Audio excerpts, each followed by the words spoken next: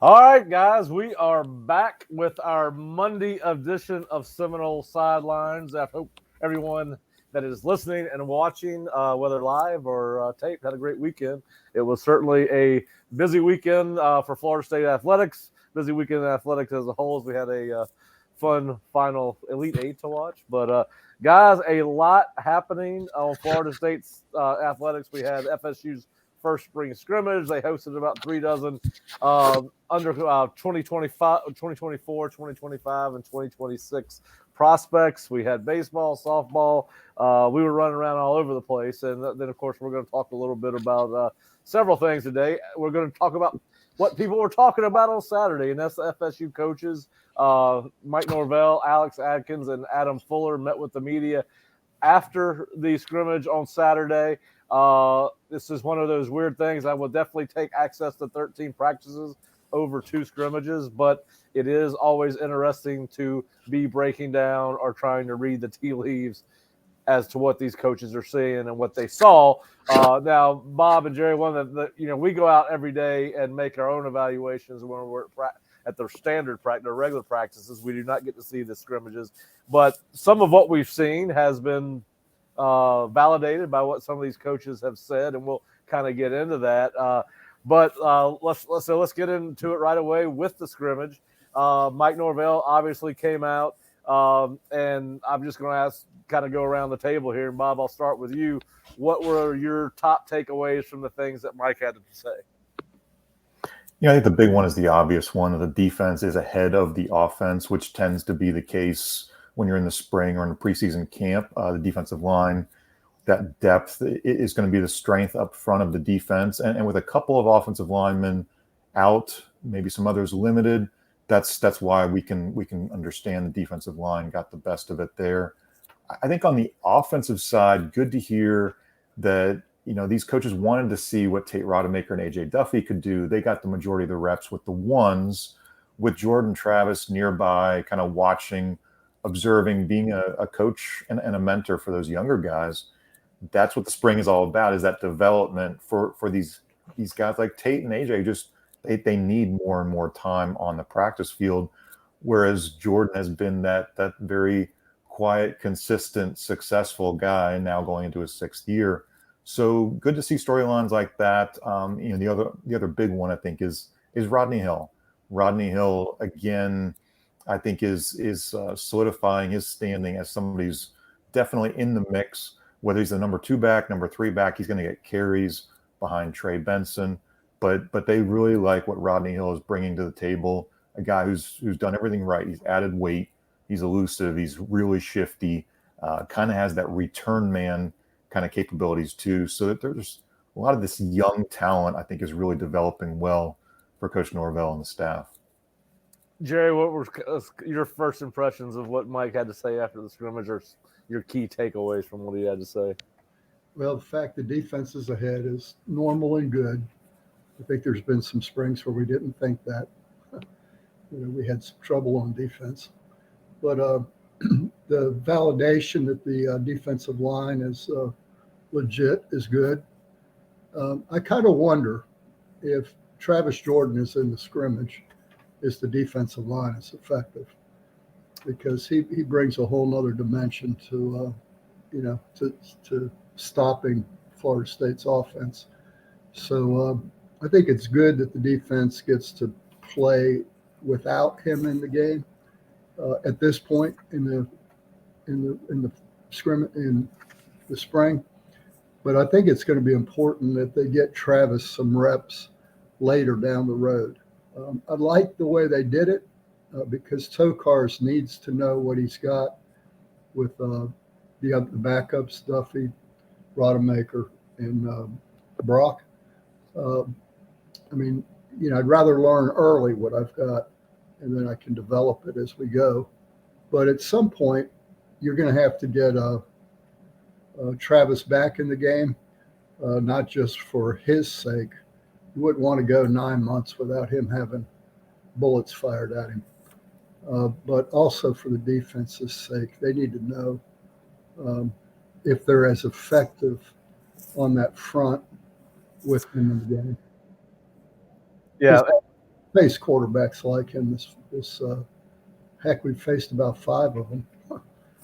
You know, the one thing I thought you would pick out is you're always big on contested catches, and Mike mentioned that, so I thought that would be one of your top 2 or 3 because you get frustrated when the DBs do not compete for a pass, and so apparently there was a lot of that going on Saturday inside Doak Campbell Stadium. Yeah, that would have been good to see. Yeah. Again, we're talking about something we have not seen. This is a blind faith episode of Seminole Sidelines. But hey, you're right, Jerry. The defense should be ahead at this time, particularly in a scrimmage where your best player on offense is not on the field. So you would think the defense would have the advantage. How much of a different? The one thing that stood out to me was he mentioned that there were a lot of explosive plays on offense were brought back because of holding, which makes me think that the defensive line probably would have played just as effectively. Now, they might have had a harder time getting Jordan Travis to the ground than any of the other quarterbacks if he had been live. But the fact that they mentioned holding and that holding penalties had a negative impact on offensive explosive plays allows me to think that this defensive line might be as good as we thought they might be coming in because, listen, they were holding because they couldn't block them. I mean, that's why you hold somebody. So, So anyway, I thought that stood out, which, and he mentioned defense flying around, a lot of explosive plays on defense. So what does that mean? Tackles for losses, sacks, interceptions, fumble recoveries. Those are explosive plays on defense. So it was good to hear that the defense was the better of the 2, particularly given the fact that Jordan Travis was held out of the scrimmage. And then, there were a couple of things that stood out to me that he said. Number one, and I heard this from various people, Brock Glenn apparently had a very good day at the scrimmage. I don't know if you guys have talked to people that had access, but I have talked to several people that think they're in the know. And then when you listen to what Mike said, and we said this on Thursday, he seems mature beyond his years. Mike's comment, very mature, made some really good throws, made some bad ones. Norvell impressed with composure and intelligence of Brock Glenn, guys. And he mentioned this is a guy that should be a high school senior. You do not want to read too much into it too early. You don't want to put too much on a young man as early as he is. But he has been impressive. Just have you guys heard anything different than that? Does that confirm what you guys have heard from the people you've talked to? Yeah, very much. I mean, and with my own eyes, I mean, he just looks more prepared than some of the other quarterbacks did coming in. It looks like the game is slower for him than it should be for a typical freshman. And, I was thinking about that a couple of years ago when North Carolina had the freshmen. They've had a couple of freshmen now, They've got the kid now that's so good. And prior to that, they had I'm drawing a blank on his name, but came in and played right away as a true freshman. And, a kid that committed to Florida State and then wound up at North Carolina.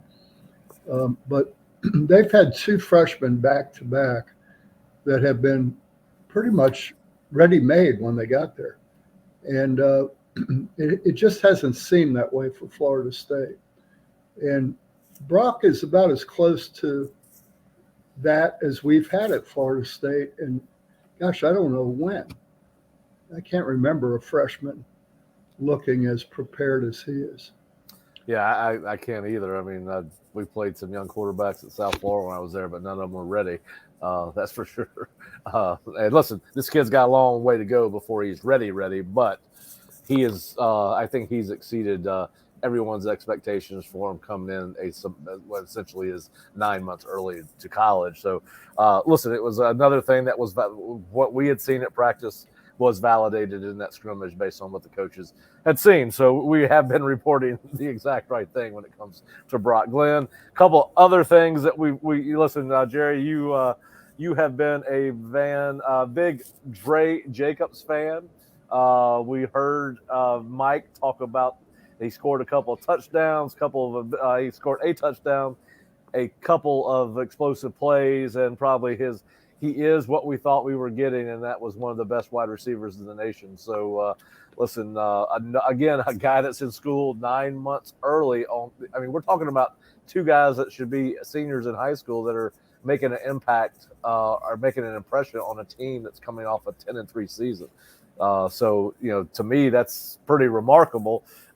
Just what have you guys seen out of Dre at practice that you think makes him special? I don't think he looks like a freshman for starters. I mean, he could get a little bit bigger and thicker from a strength and conditioning standpoint, but he's not small. I mean, he's what, 6 foot 170-ish. He's not a smaller, slight type of slot receiver. He looks advanced from a route running standpoint. I think that's what really stands out. He tends to make plays just about every practice. Now, how good is he as a perimeter blocker? These are a lot of questions I think we still have to say to be determined from a guy like this. But is he in the mix of your, say top 6 or so receivers who can go out there and play for you in different sets? I think he's definitely there. And we probably should say that there aren't that many true freshmen in the last, 15 or so years who have played a significant amount for Florida State. The list is really Rashad Green, Travis Rudolph, a couple of others. So if he were to have that opportunity to get in there, it would be pretty impressive. But he's also very, very much prepared for that moment. Yeah, and listen, and then he doubled down on 2 more guys that are here that we really like. He talked about KJ Kirkland, the safety, who we said when he in tour of duty that he did not look like a freshman. And we were all like, well, let's see what happens when they put on pads. And he has not been a disappointment. And then the guy that I have been wanting to see since he got this commitment, Quindarius Jones, a 200-pound cornerback as a true freshman. And listen, Mike said we're very excited about their futures. And it sounds like both of those guys are going to have a role to play based on what's going on now, whether that's special teams, backup, whatever. But again, we're talking about a veteran team where you're having some early arrivals make impacts. Yeah. In tour of duty, that's where Jacobs caught my eye. He won just about every drill he was in. I mean, just right out of high school, walks into tour of duty and looks like he's been there 3 years. And that speaks to his high school coach, I think, and the preparation, the work that he's no stranger to work. It doesn't look like. No. And then, go ahead, Jerry. I was just going to say, go ahead. Well, I just think that then you start getting into one-on-one situations, and he makes plays like other people don't make. Seems like he's beyond his years as a receiver in terms of adjustments he makes to the ball and route running and things like that. But to your point, Pat, you don't get the kind of offense we have where there's so many long runs unless your receivers are downfield doing something and, doing something right. And I think that'll determine how much playing time he gets is how effective is he as a blocker, because there's we have some good receivers who are very effective downfield blocking. So, yeah. No, Johnny Wilson, we always praise Johnny for the job that he does blocking. Listen, now we got receivers that can catch and block. Holy mackerel! Can you believe it? They've come a long way in 5 years. That's for sure. We couldn't do either before, and now. No, and listen, and Mike talked about the depth at receiver, and that people are gonna have to continue to fight to earn their way there, and obviously Dre is a guy that is trying to put himself in the mix. We're only less than halfway through spring, so we'll see how these guys continue to develop. Another thing that Mike said that we said this coming into spring, that because of the level of competition up front, it was going to make the offenses and defensive lines better. He mentioned when he was talking about Roddick and Keandre Jones and Byers that they are going to benefit, and so is the other side of the ball for that matter, Verse and Fabian and Josh and Daryl Jackson. But the team and those groups are benefiting from the competition because there are so many good players, and they are deeper than they have been at a lot of those spots, particularly on the offensive line. But just what have you guys seen if we're going to recap the first 2 weeks of practice, how would you recap what you've seen from the offensive and defensive linemen, and who stood out to you the most? Bob, why don't you go?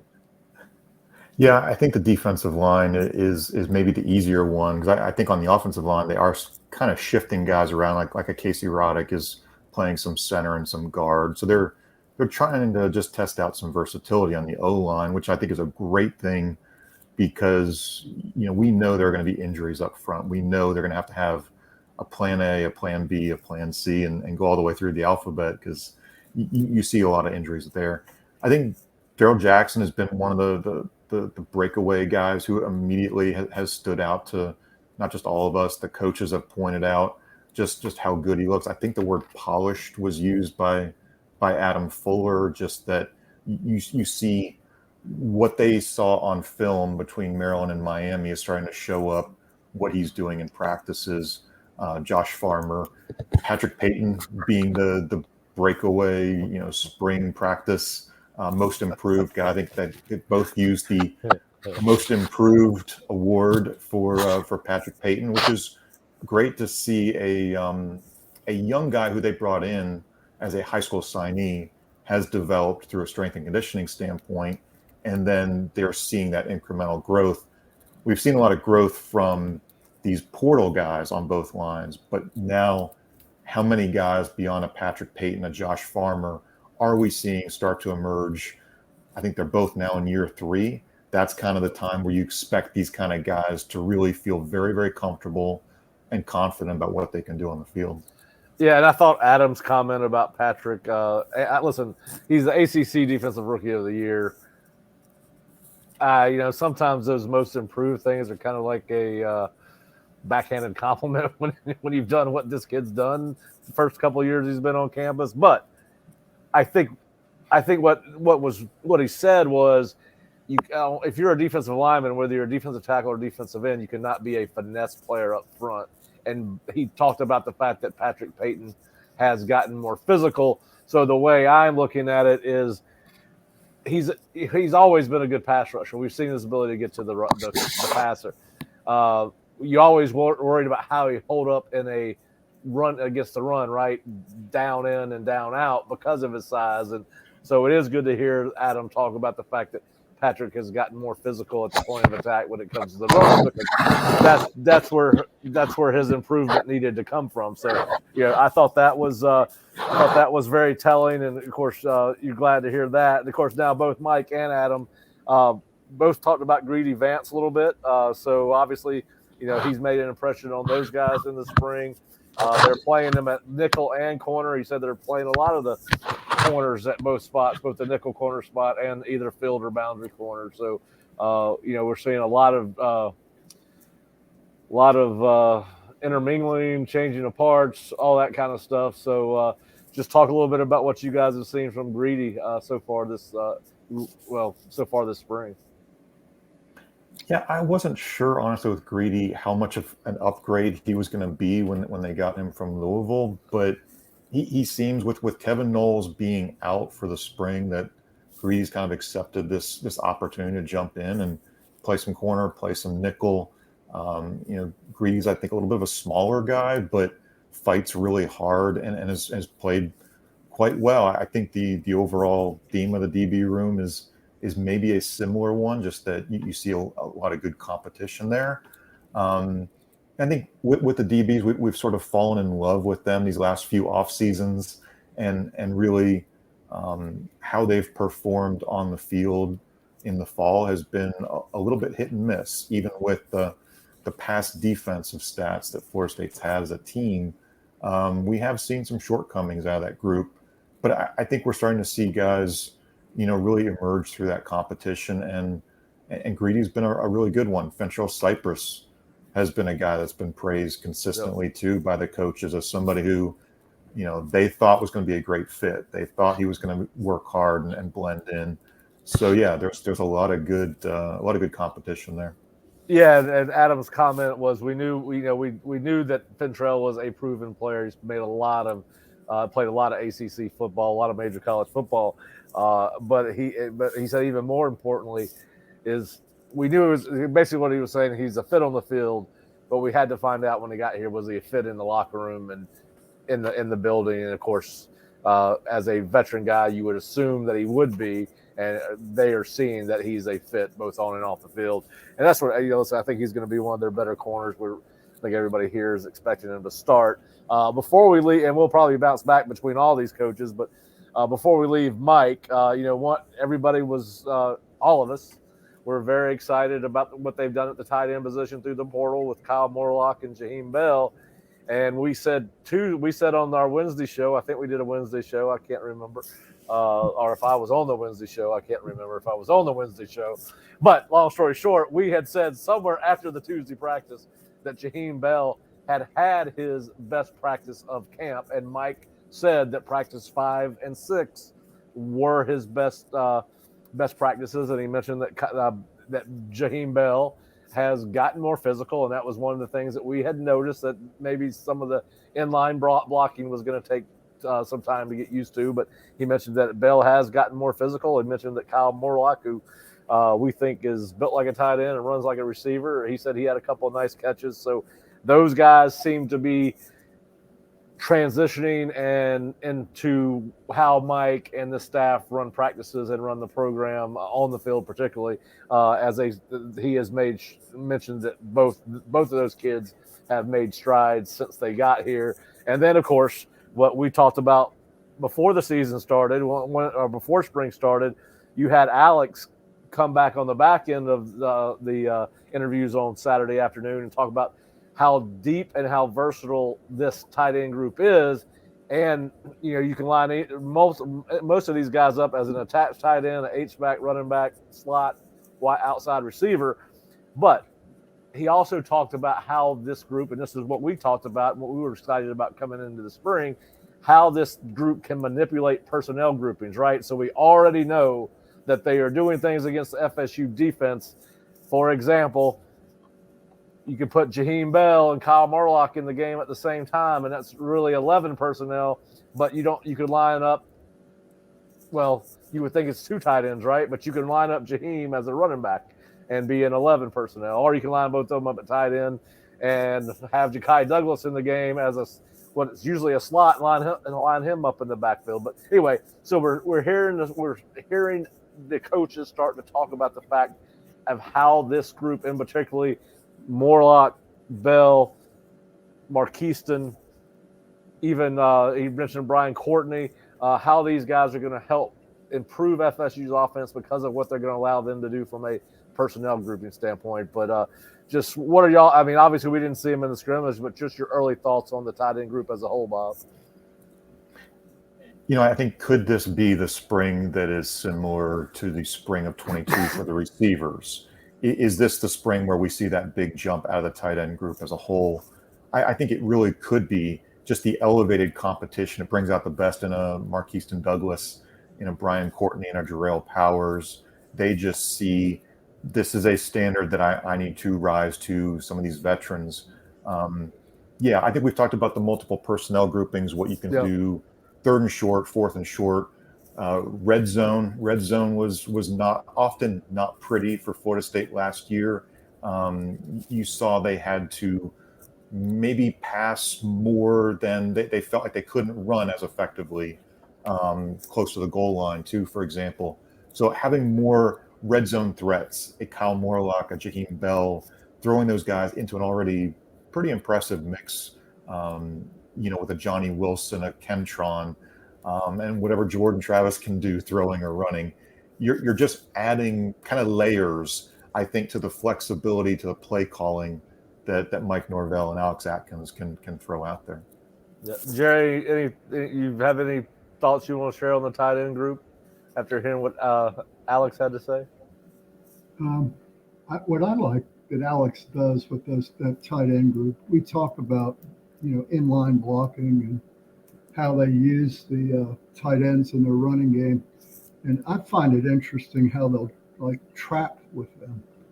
The tight end will be lined up, outside, and then come back in and get an inside trap block on a nose guard. And it's just fascinating the different blocking schemes they have with those tight ends. Yep. And this spring, I've been, I think, more aware of that. I guess I've been watching that more. Yep. And they can be very effective blockers in that system. Yeah, I think it's going to be fun to watch what we see. Hopefully, when we see the spring game, or when y'all see the spring game. I don't think I'm going to be here, but if I am, I'm excited to see that group and what they do with them from that personnel standpoint and how they use them as blockers, as you just said, Jerry. Two kids that Adam mentioned that Mike did too. Was KJ Kirkland and Quindarius Jones, but just to give our listeners a idea of what Adam said about KJ, lots of development to go, but can help us as a true freshman. So essentially, right now he is in their plans, whether it's special teams, backup. He has certainly made an impression, and certainly a kid that does not look like a 9-month early enrollee true freshman. And then, of course, he also mentioned that big improvement from week 1 to week 2 from Quintarius Jones, a guy that we thought was, as a whole, was probably one of the more underrated signees in this class, but a large, long kid, about 6'2", 6'3", 200 pounds, can cover a lot of ground. And, we talked about it coming in. They're playing him at corner, which means, listen, we never doubted his athleticism, but he is a longer guy, and you thought he might be a safety or even a linebacker at some point. But obviously he has held his own playing corner at Florida State, which is and making improvement as he goes against guys that are named Johnny Wilson and Winston Wright and now Dre Jacobs and a couple of the others. The names escape me at this point. So, but anyway, so it was nice to see that you had two coaches talking about the same kids, so they're all seeing the same thing.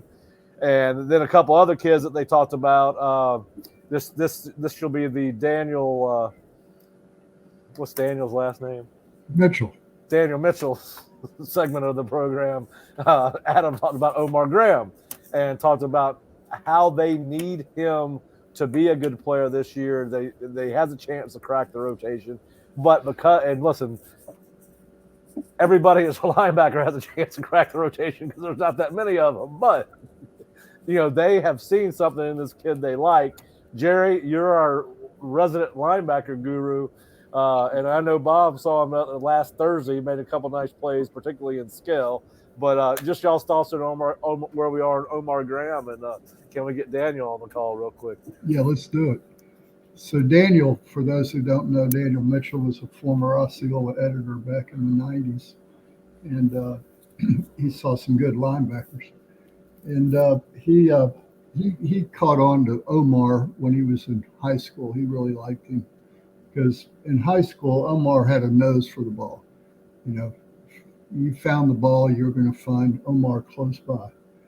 So he has instincts, and he's built a lot like Bethune, Tatum Bethune. They're very similar. And Tatum has become a mentor for Omar. So, and both recruited by Randy at a high school. So there's a big belief system there between Omar, Tatum, and Randy. They both believe in him. So what Randy told me was that at the tail end of last season, Omar really made a move. And it all started to click for him. The light went on. And he could have easily played him in the last 3 games and thought about it, but wanted to save the year. So they've seen something in Omar. He's starting to show it on the field. And Tatum, in an interview we did with him, made that point that he's really proud of Omar and his development. So he's certainly going to get some opportunities, this fall, and in some packages he may compete for starting playing time in some packages. But I like what I see in the kid, and so it'll be fun to watch the rest of the spring. Yeah, and Bob, just kind of what kind of development you've seen from spring day ones. I mean, Adam did make the comment that they didn't send Omar down to the scout team last year. They let him get all the backup reps up with the, for lack of a better term, varsity or first and second team, I should say. But just your thoughts on what you've seen. I know he stood out to you at last Thursday's practice. Yeah, I think he's a guy who, like Jerry's mentioning, could compete for that kind of backup. Could he be in the twos? Could he surpass a Brennan Gant just because of, they really like what Omar's able to do. He's not as tentative. Kalen DeLoach mentioned that last week. There was just some uncertainty in what he saw in Omar. Just wasn't ready just yet to use those instincts to his advantage. Hey, I think we like a lot Kalen and Tatum and what they can bring to the table. It's really about developing depth, because any injury here in this position group is very, very difficult to overcome. We saw, I think when Tatum Bethune went down against Louisville, I had a moment of, oh my goodness, this could really make or break a season, because you just don't have confidence in who's dependable behind some of these guys. Is Omar Graham stepping into that kind of category of a guy you can depend on? Steven Dix has practiced pretty darn well. I mean, better than a bit of a surprise, honestly. Just didn't know what to expect out of Steven. And DJ Lundy, I think, just kind of hangs out there too. Maybe not the best fit for what Florida State's doing, but at least you start to feel like there's a couple of guys in the mix there for sure. Does Dix look a little leaner to you than he did last year? Not as bulky? Yeah. Or am I just making that up? Because I know we need backup linebackers.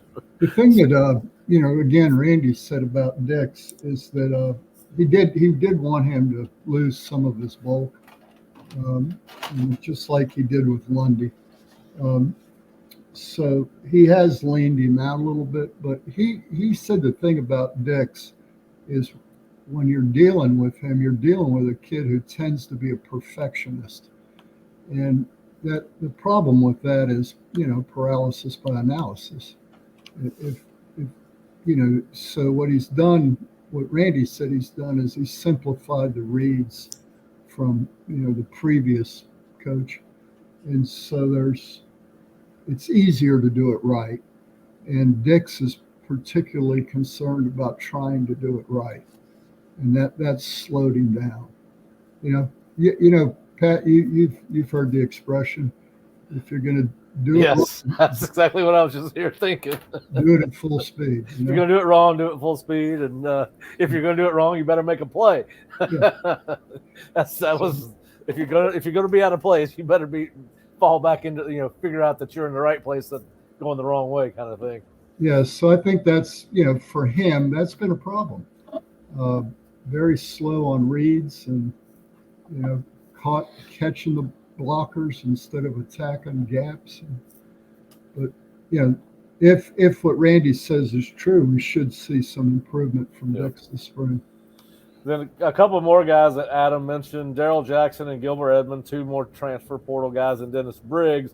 I think the fascinating thing is we've been impressed with both Daryl and Gilbert Edmond. And basically he says Daryl Jackson starting to show improvement and live up to his potential, which he's certainly an impressive guy to watch in practice, and might be. Listen, I think as we talked about last week, I think his presence has helped make that whole defensive line better because it stepped up the level of competition amongst that group. And then Gilbert has a ways to go, but is capable to help us win a lot of football games, can be an impactful edge player. I think we all think that. I think it's just a matter of him getting more reps in this particular defense. What do you guys think about Gilbert? Yeah, I think Gilbert flashes. Yeah, I mean, for sure, you can see what they liked in that athleticism out of him. Again, the kind of track/football guy who brings a lot there. I thought it was an interesting way that the question about Dennis Briggs was phrased. In that, I was going to that next. all right, you go for it. 'Cause I thought it was No, a yeah, really just interesting saying. question. Yeah, all Yeah, right. So essentially, when he was asked about Dennis Briggs, it was, I think Adam kind of took exception to the question a little bit because it was almost like, well, you got what you got with Dennis Briggs. I don't listen. It's hard to hear the question, right? I mean, you can't hear it on the audio tape. It was just he's got 1,200 something snaps. He kind of is what he is, and I really don't know where he was going with the question. I'm going to be honest about that. And it's not a again, I could not hear the entire question, so I don't know how the question ended. I only know what Adam said, and that is they still think that Dennis Briggs has a tremendous amount of upside. And one of the reasons he is not, and Adam did mention this, and I'm sure it was, and it's true, both on the offensive and defensive line. But Adam said, listen, in a lot of systems, you're not going to start showing your best football as a defensive lineman until your third or fourth year. And he also mentioned to Dennis Briggs in particular, and we've seen this. Dennis Briggs has been kicked. I mean, he's been at end, he's been at tackle, back to end, back to tackle. He's never had a spot. And listen, there are things that transfer to each of those positions that move from one to the other, but there are some things that you do differently at one through the. I mean, your responsibilities at defensive end technically are much different than they are at defensive tackle. Now, some of the flat back, violent hands, bringing power with your second step, all those things are consistent at both positions. But he's had to learn 4 different positions because the strong side defensive end does not do the same thing the weak side defensive end. Is it run to, run away? Anyway, long story short, I over elaborate my point. He has played multiple positions, and I think what Adam was trying to say, that may have slowed his progress at any one particular position. So, Bob, with that, I'll let you take it away because obviously, I've always been an advocate of Dennis Briggs, and we do know the year he came back from COVID, they inserted him in a game right away, and he was having a very productive year before he got hurt. I believe that was 2020, if I'm not mistaken. But anyway, just your thoughts on what was said and what we've seen from Dennis. yeah, Dennis, a sixth-year guy too. I mean, a guy who's been around college football for a long time. He's played end and tackle. We thought going into the spring this could be a potential starter. I think he could still be a potential starter, but in the end, we're looking at 4, 5, 6, some kind of mix at that defensive tackle position where we know there's a ton of depth. And again, I'm not so caught up with who's the starter as much as who's fighting, who's competitive, who's giving good reps for the offensive lineman across from him too. But yeah, to your point, Pat, what did he have? The chop block against Louisville, I think in 21. So he lost the majority of that year. 2020 came in late during the COVID year. So he is a sixth-year guy, but because of all these position moves, because of losing big chunks of 2 years, I mean, he's a great guy to have in the mix. I don't know if he's an NFL guy like Adam Fuller is trying to sell to us. I just don't know if he is. But I think he's a guy I definitely want on my college football team as far as experience and versatility. Yeah, listen, when it comes to, I listen. Any of them that want to play in NFL, and almost all the players do. I hope they get their shot. I hope they make it. But to your point, what I want to see is them be good, productive football players for Florida State. And we do think that this is a guy that can not only be a starter quality, but also a guy that is, whether he's a starter or not, he's going to play a tremendous amount of snaps because Odell and JP do want to cycle those guys in and out. You see it all the time. And listen, it's not about who starts. It's about how there's going to be a battle for reps, regardless. And we have seen Dennis be a starter. We've seen him be a backup. Sometimes we're like, why isn't Dennis Briggs on the field? He goes, I mean, but anyway, I think that I kind of agree with Adam that, he's probably in line for his better years. I still think he has some upside because he's finally now going to be at that 3 technique position, and he'll have all year to play there. And he's not, hopefully you don't have to kick him out anywhere else. I mean, other than have to kick him out the defensive end this year. We'll see. Long way to go. But yeah, no. Well, I think, Pat, one thing I'd say, he's changed his body since he's been here. You know, when he came here, you could have played him at defensive end, or you could have played him at tackle. You know, he looked like you could go either way with him. I think he has now grown into a defensive tackle. He's appreciably bigger than me, and I think he's a defensive tackle now. I think they've told him that. He's settled into it, and now let's see between now and November if he can get on the NFL radar, because he's going to be locked in at one spot.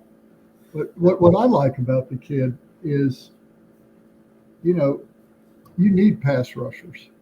You need your defensive lineman to get after a quarterback and to have some lateral pursuit. And we kind of lacked that with Cooper last year.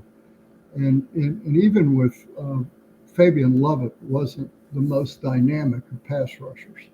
You know, he's a little bit hurt, you know, throughout the year. And so I'm hoping Briggs can give us that. Yep. And talking about Fabian does look like he is moving better than any time he did last year, at least through the first 2 weeks of spring, at least to me. Big. Yes. Yeah. I mean, he's a big man.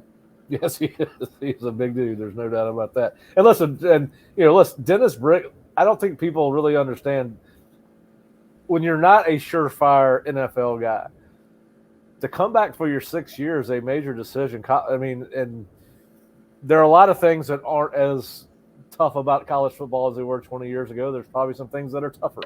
But to come back for a 6 year, I think says something about how Dennis and some of these kids feel about this program and what they're doing here. Because coming back for 6 years, it gets laborious. Practice is just, we talked about this Thursday practice. Not every kid's going to have a great practice every time out. I mean, it's just not the nature of the beast, either because somebody's outperforming you, you just don't have it that day. But to come back for a 6 year and go through a sixth off season and all of those things, I don't think people realize how tough it is. So I think Dennis coming back, and he's probably not the only 6 year guy if I went back and looked at the roster. But long story short, I think it says a lot that when you get a guy coming back for a 6 year, particularly when he does not know if he has anything to gain from it from an NFL standpoint. So anyway, we're in uncharted waters there, because it used to be if you did 4 years, that was a lot. Yeah. And then 5 years, oh my goodness, who would want to come back for the fifth year? I remember when I went to college, I said, I'm playing forward. Whether they redshirt me or not, I think you got me for 4 years, and I'm moving on to whatever's next. And at that time, I thought it was going to be coaching, but it did not turn out to be that way. All right, so let's get to Alex Atkins. We have not talked about what Alex said. Thankfully, for the sake of this podcast, videocast, he did not speak as long as Adam or Mike, so this segment of the show should be shorter. But what were your takeaways from what Alex had to say after the scrimmage? Well, I think the big thing for me was, he was asked the question about continuity, which is like paramount to me. But in the spring, he said, we're not seeking continuity. We're seeking combinations and trying guys at different positions. And you worry about continuity when you get to the fall. So, when we interviewed Roddick, I thought it was a funny question. I asked him how long had he played center? When did he start playing center? And he said, I've never played until this week, and he has no experience at center. So here you are going against a pretty good defensive front, and you got a center who has never been in a scrimmage before as a center. You're going to have some problems, right? Yep. But you have to go through those experiences to develop him. And as we know, with Smith, the starter, you need a backup ready to go because of Smith's had a history of getting nicked, and he's a tough kid. And he'll play through a lot of that. But having a backup, I think, is one of the biggest things you could come out of this spring with, and that's what to me stood out. I'm not worried about continuity. I want to put people in different positions to find out who they are. Yeah, and listen, he said and Mike mentioned going back to what he said, but he mentioned Casey as well, and the fact that they were lighting him up at guard and at center, and then of course Alex had mentioned that same thing, and that they're also taking a look at Quayshawn Sapp at center as well. So that center battle seems to be involving three people right now, and listen, if Quayshawn, excuse me, develops, you may see Casey be able to make a full-time move to guard, and you have the luxury of having to be able to plug him in at center if you need him. So I don't think that's necessarily a bad thing, but listen, we knew that we were going to see some cross training, as Alex always likes to talk about, but they both mentioned Casey, Mike and Alex in their statements, and obviously Casey's going to have a chance to play at both positions, but they also Alex also mentioned Quayshawn, so obviously he's doing a good job there at center as well. So it's going to be fascinating. We thought coming into the season or to the spring that if we felt like that one of the reasons Casey was brought in was to compete at center, and we felt like if whoever established themselves, we would see the other guy move. And so it sounds like maybe, they feel really good about Maurice, and now they're going to see, hey, Casey, how do you fit in at guard with this particular offensive line? So yeah, I think that's we knew we were going to see that to some extent. Bob, what stood out to you about Alex? Yeah, I thought the one interesting observation I think he mentioned about the offensive line is it's not so much, he wants to put a player where he thinks the player's going to be the most comfortable. It's he's going to put the player in a spot where he thinks he's going to be uncomfortable, and he's okay, and he thinks the players will be okay from a confidence standpoint with, hey, that rep didn't go great. I've never played this position. This is a different technique of a guy I'm going up against. So I think just there is that time to tinker in the spring. And I think I like that the players are veteran, they're experienced enough to be willing to move around and to try some different things. That's what cross training is all about. Yeah, I think the other things with Atkins that really impressed me, again, Rodney Hill, a guy that we've been very, very high on. I think consistently since probably last spring, but we've seen his body change a lot. He's added that weight. Again, last year there just wasn't the opportunity for him to play as much with the Trayshawn Ward moving on. Now you're starting to ask who are going to get those other reps outside of a Trey Benson, who's going to get the carries and the receptions out of the backfield. And I'm really buying into Rodney Hill being one of those guys who's there, potentially to surpass a Lawrence Toafili type who can jump up that depth chart. Yeah, there's a lot of depth at running back, and we've seen Keziah Holmes flash at times where you're like, oh, you almost forget about him, right? And because you got Trey Benson, you got Lawrence Toafili, now you've got a Rodney Hill who the coaching staff really seems to be in love with because every coach mentions him when they talk about it. Of course, now. A couple of things that, he mentioned a couple of young guys on the offensive line, a guy that we have talked about in our conversations at practice getting better, Julian Armella.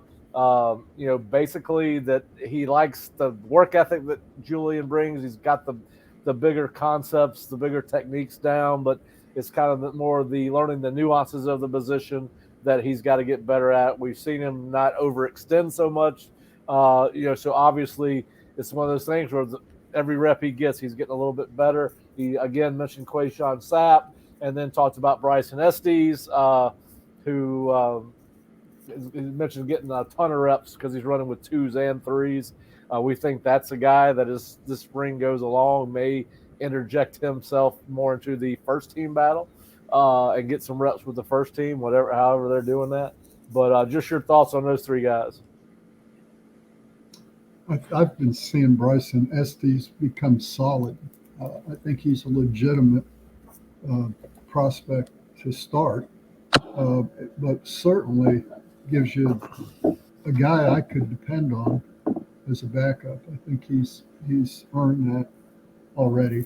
Julian Armello moves better than any lineman I think I've, short of Jamie Dukes maybe. I mean, that kid moves so well when he's pulling or doing something laterally. I think he's an uber talent. Yeah. And the coaches do need to hold him accountable for the little things, and like you said, Pat, for overextending. But those are two really good players. For the future. And of course, Sapp, I think, is just he's another guy in development. Yeah. Well, listen, they will scrimmage next weekend. Right now, we think it's closed. We'd love a surprise and have it open, but I don't think that's going to be the case.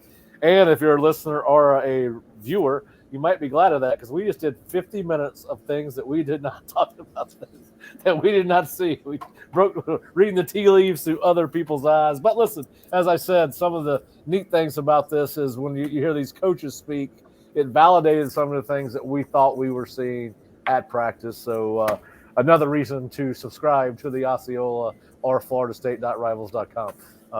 This is validation Monday for us, I guess. I don't know how you want to call it any other way, but they have validated some things that we have thought about. And of course, listen, we're going to get into a couple things real quick. I'm going to hit on recruiting. They did host about 36 to 50 prospects on campus this weekend, Friday, Saturday. We've seen a great turnout even on a Tuesday practice. We've seen some fairly high-profile kids come in the middle of the week. Of course, you got a lot of schools around the country that are on spring break, and you see some of these kids planning these trips out as they go from one school to the next. But, listen, Fish and I are going to come back later in the week. Fish is at the Miami Rivals camp this weekend, and he is busy today trying to finish that and put a bow on that, get with the people he needs to get with. But Fish and I will have a more in-depth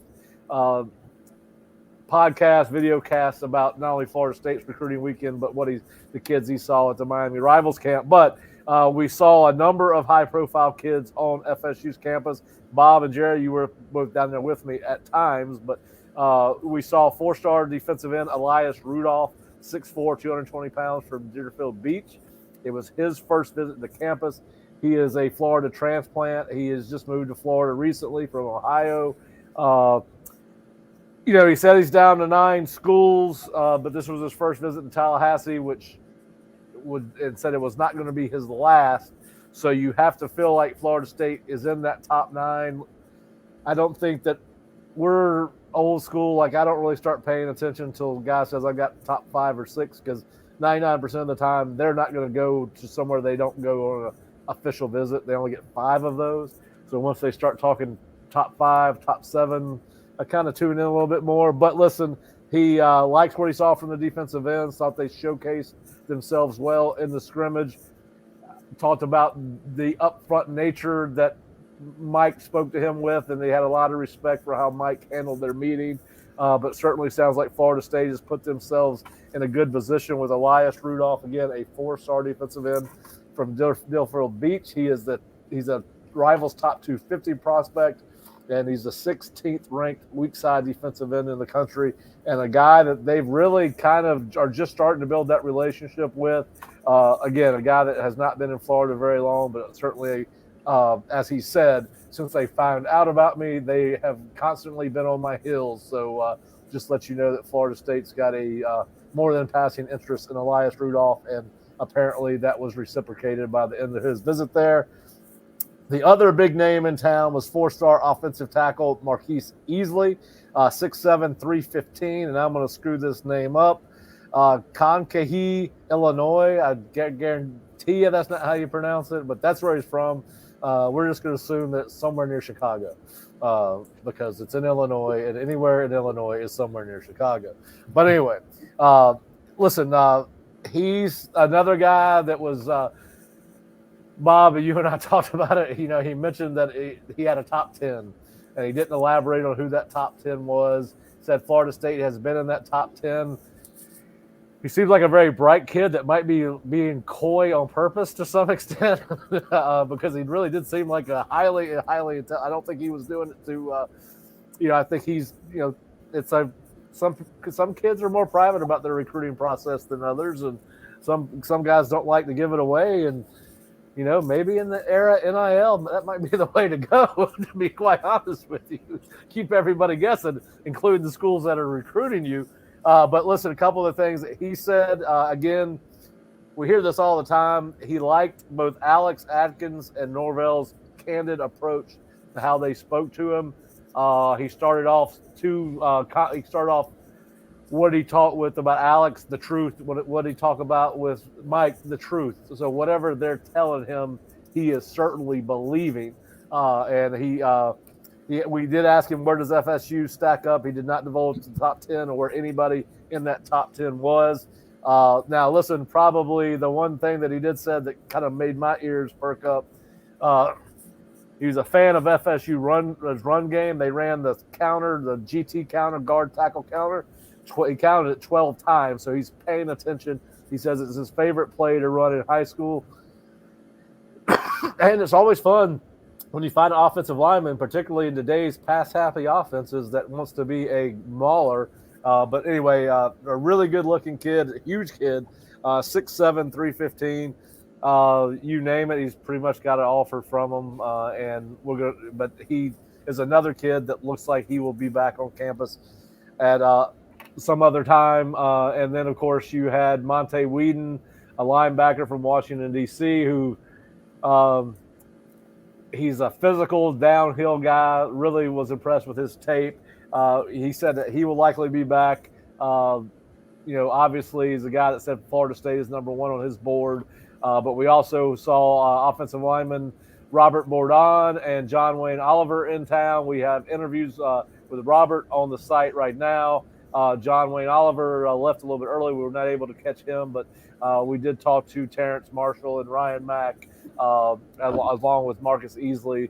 And Fish and I will break these guys down a little bit more. But, we've mentioned this before. They are doing a heck of a job of getting these kids on campus. And listen, if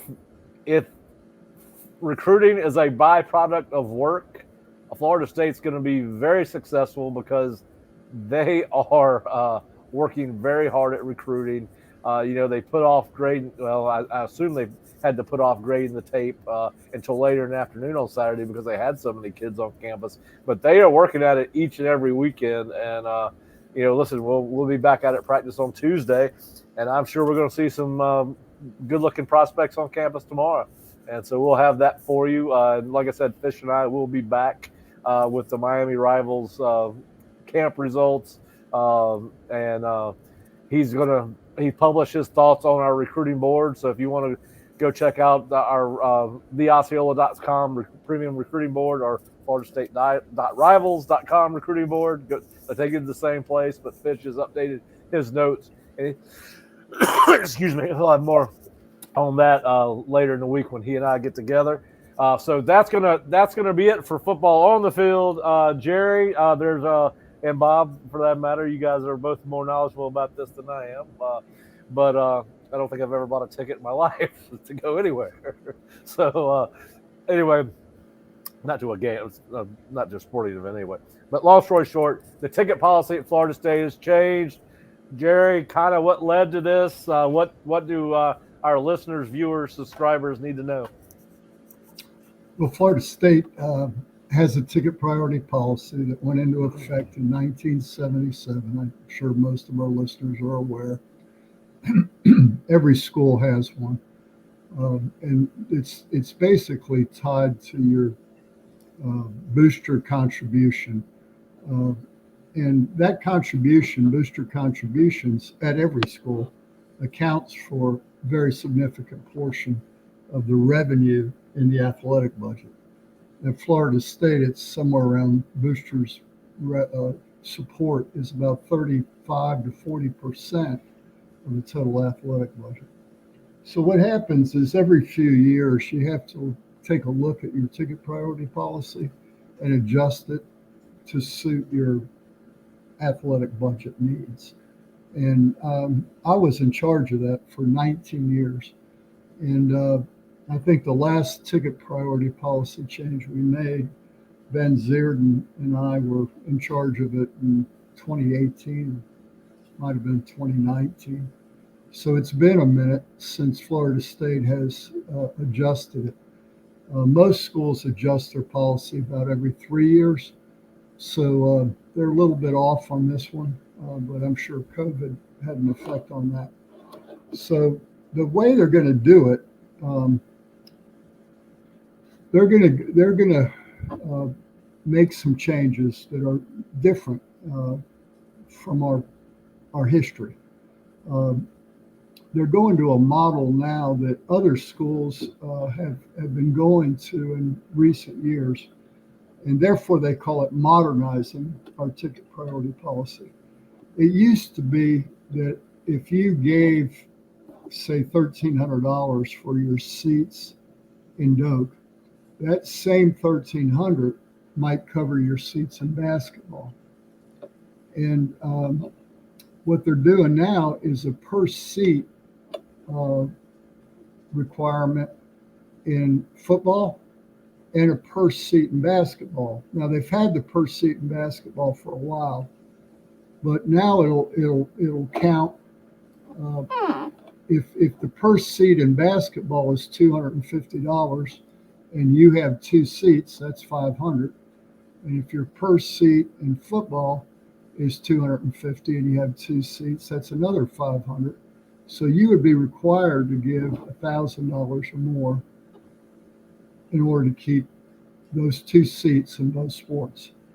So, a Tomahawk $1,300 donor would be fine. It wouldn't affect them. They would give the $1,300 and they'd get their Tomahawk parking, and they'd get their 2 seats in both sports. If they were in a $500 section, then what would happen is their requirement would go up to what? $2,000. $500 for each seat in football, and then $500 for each seat in basketball. That's $2,000 total. They would still be a Tomahawk, but a $2,000 Tomahawk. Hey, Jerry, we don't take math questions on the show. Yeah, I got you. It's just too hard. Even 500 times 4, I cannot. My brain just cannot do that. So I'm sorry. I was an English history guy. Yeah, so that's how the policy is affecting our listeners, the people who buy the seats back.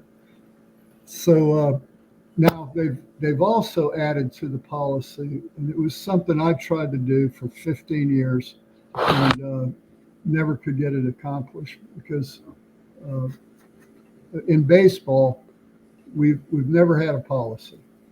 Everybody else does, but Florida State didn't want to have a policy in baseball.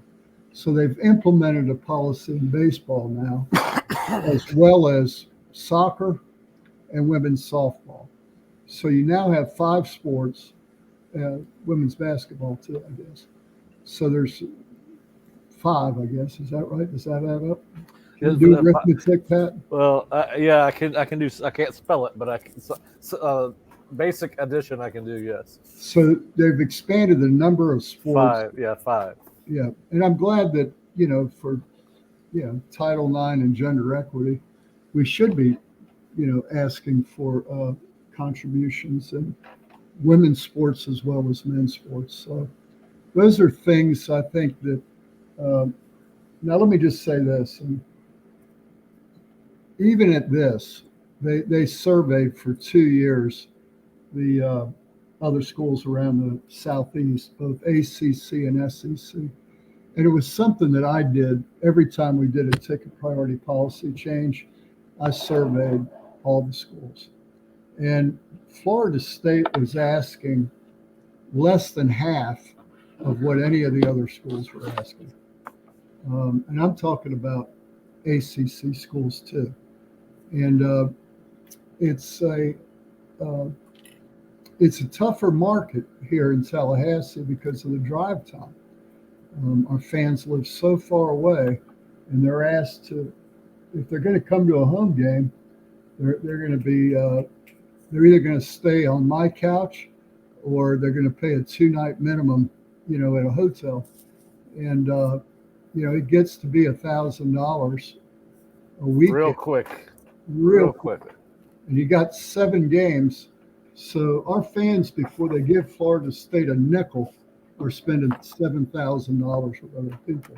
So it makes it tough on the university to implement the same ticket priority ask as a school like Gainesville, where everybody that's in that stadium is driving home that night. 2 hours probably. Yeah, they got 10 million people within a 2-hour drive. Yeah, you got Tampa, Orlando, Jacksonville within less than 2 hours. It's they reached Daytona, so it's Gainesville is just ideally located, and surprisingly, when you look at cow towns like Clemson and Auburn, they have 10 million people within a couple of hours, within 150 miles, because they pick up Atlanta. Yep. And we don't have that. And so when FSU changes its ticket priority policy, they have to give that consideration in how much they're asking. And what I'll tell you, that one last thing I'll say is every time we've increased our ticket priority policy, we've lost a fraction of the local market, because the counties surrounding Leon County are 7 of the poorest counties in Florida. Yep, blue collar. Yep. And so there's, a lot of the median household income in the Big Bend is not near what it is. I was looking at it the other day on a message board post. I was even surprised. It's almost $10,000 a county less than the counties surrounding Gainesville. That's crazy. Well, do you think 50,000 a year, 60,000 or 70 down in those counties? Yep. Here, 30, 40, and 50,000 median household income. So when you're asking somebody to give $2,000 to keep 4 seats, that could be a decision between a family vacation and Florida State football. Well, and those, obviously, the closer you are, the better chance you got to get a butt in the seat, right? So, it'll be interesting to see how it plays out. As you said, history usually repeats itself, and every time they've done that. So, do you agree with the change? Do you understand why it was done and why it needed to be done? I don't like them. I mean, I don't like any kind of change, but if you want to win and you want to be relevant, if you want to be elite, which is all I hear on our message boards, we want to be elite. Let's pay Mike. Let's pay his assistants. They got paid. Money's not an object, and bring in Link Jarrett in.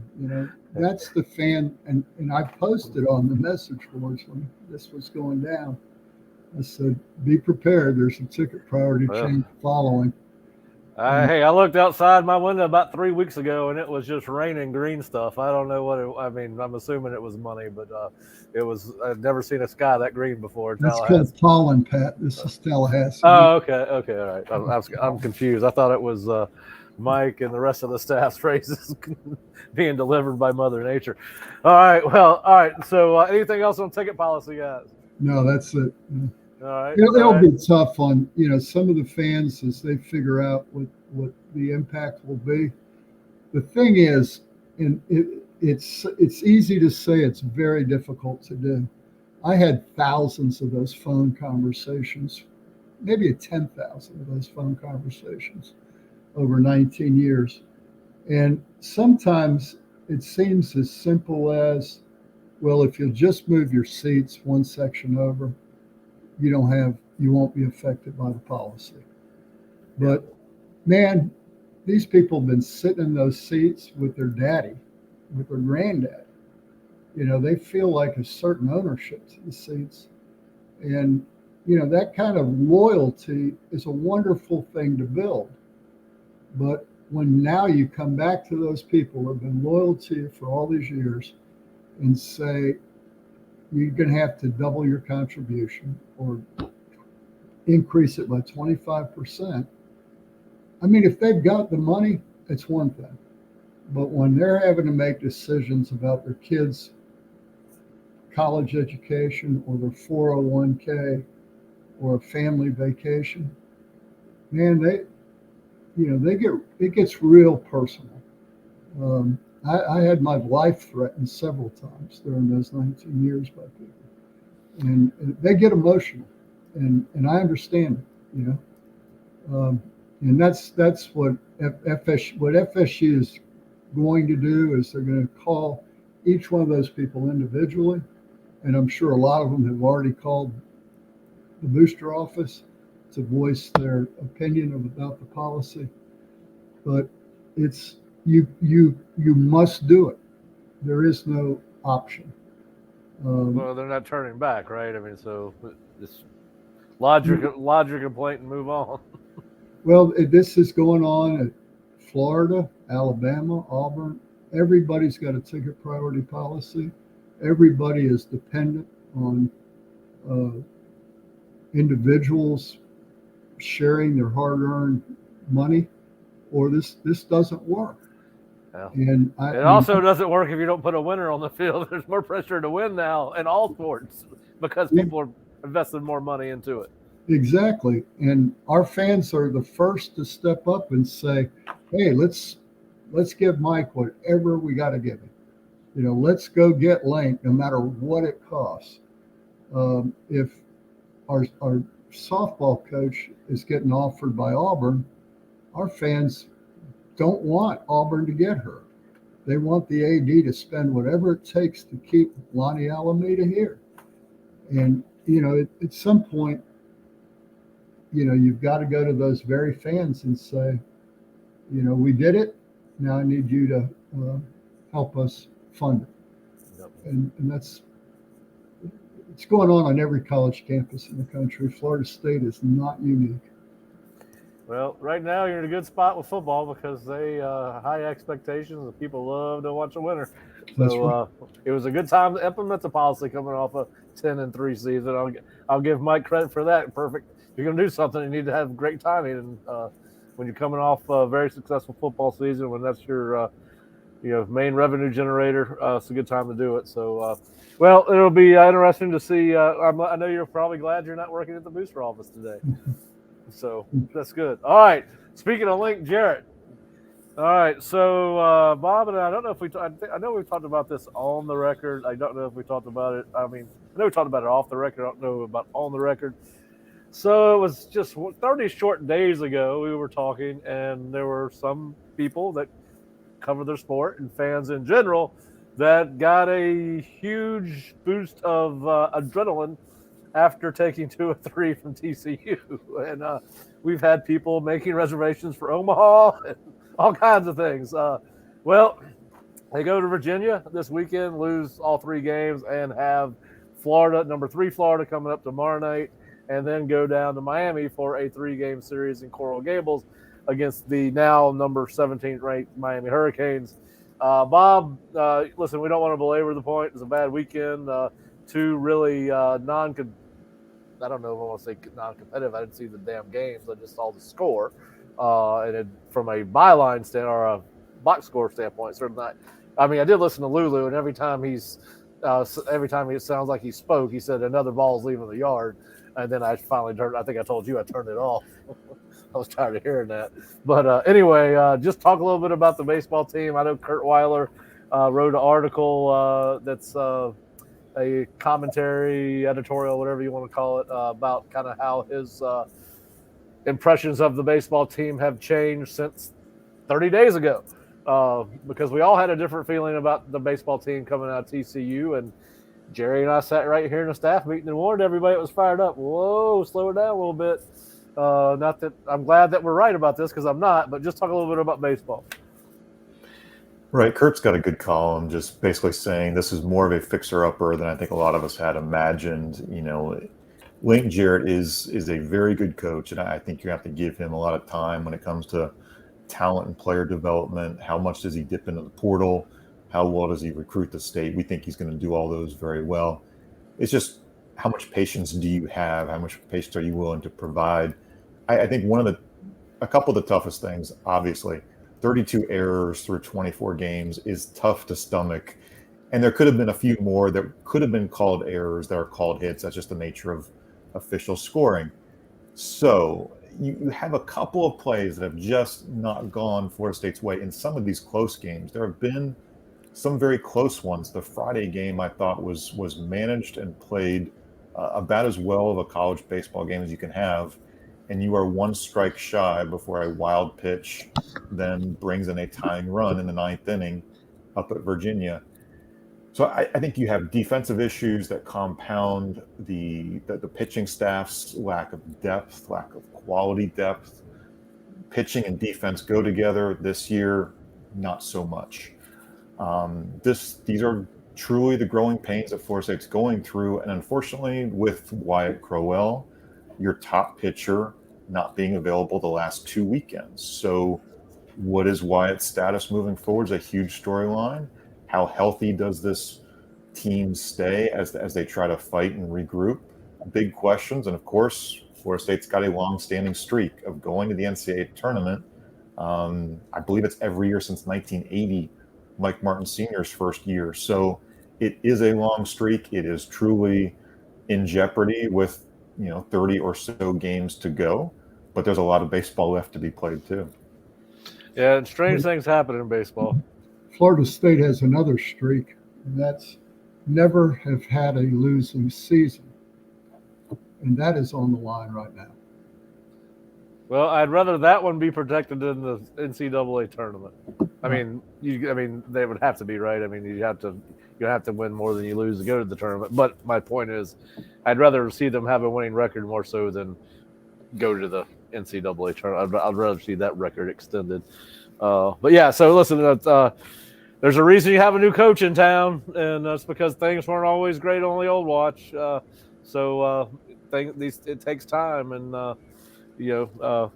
the good news is I think Link's got plenty of it based on his contract. So I think it's going to be fine. I think everybody. I think we all got a little bit fired up after TCU. Go out there and play really good ball against a program that has been as good as any in the country over the last several years. So. Listen, you got a chance to right the ship 4 times this week, right? You got Florida once, Miami thrice, and rivalry games are rivalry games, no matter what sport you're playing. So we will see how that transpires. And it's not all bad news in the ball and stick department. You got the girls 2 out of 3 against Duke, which is a ranked team in the softball. Bob, I know you watched a little bit of the softball this weekend. What do we need to know? Yeah, Seminoles played a top 15 series up at Duke, and they played very, very well. Of course, the Sunday game was shortened by rain and the travel curfew, but the Seminoles are 25-7. And I think there were some concerns about the team coming out of that Clearwater tournament, but they've played very well down the stretch here, and of course get into the meat of the ACC play. So good to see the Seminoles, dominating an ACC series in a lot of regards, but now coming back home to play Georgia Tech on Friday. Yeah, and Georgia, so they're off until Friday and got a 3-game homestand, and I'm not sure if they head back out on the road after that.